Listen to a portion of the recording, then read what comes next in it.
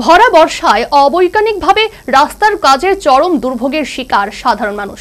জীবনের ঝুঁকি নিয়ে চলাচল করতে হচ্ছে স্থানীয় বাসিন্দাদের। কোনো হেলদোল নেই রাস্তার নির্মাণ কাজে বরাতপ্রাপ্ত নির্মাণ সংস্থার।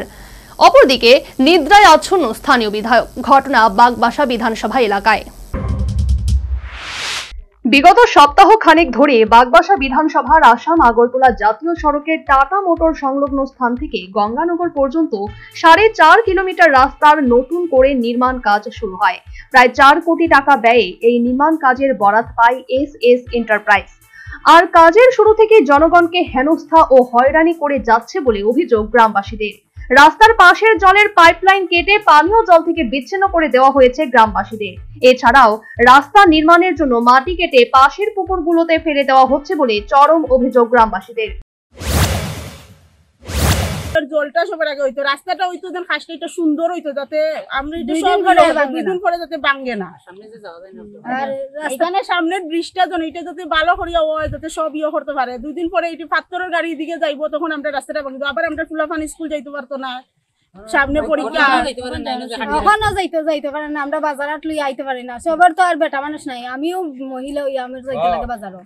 আমি ব্যাগ লই আইতে পারি না, টুকটুক কিচ্ছু নাই। তাছাড়া এই মূল সড়কটির মধ্যে কালভার্ট নির্মাণের নামে রাস্তাটি পুরোপুরিভাবে বন্ধ করে দেওয়া হয়েছে। অর্থাৎ পাশে বাঁকা পথে টমটম বা গাড়ি নিয়ে চলাচল করার জন্য একটি রাস্তা তৈরি করে দেওয়া হয়নি। ফলে গ্রামবাসী সহ স্কুল পড়ুয়া, ছাত্রছাত্রী ও অসুস্থ লোকেরা বাড়ি থেকে বের হতে পারছেন না।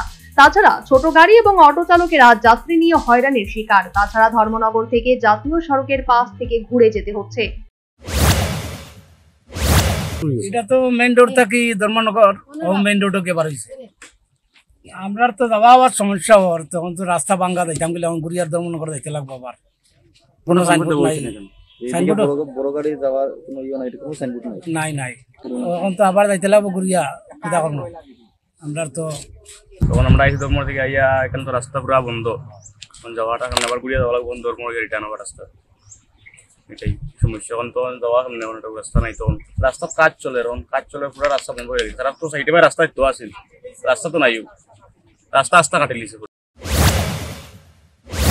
এরই প্রতিবাদে বৃহস্পতিবার ভোগান্তির শিকার এলাকাবাসী কাজের দায়িত্বে থাকা ম্যানেজারকে ঘেরাও করে বিক্ষোভ প্রদর্শন করে।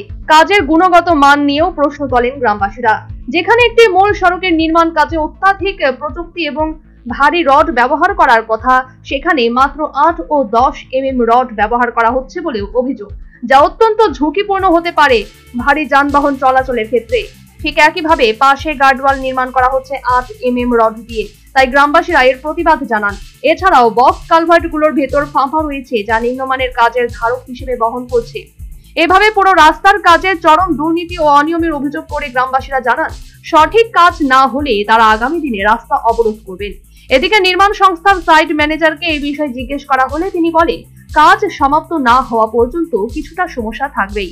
তবে জনগণের সুবিধার জন্য যে স্থানগুলোতে জলের পাইপলাইন ফেটে গিয়েছে, সেগুলি নির্মাণ সংস্থা তাদের লোক লাগিয়ে কাজ করে দিচ্ছে।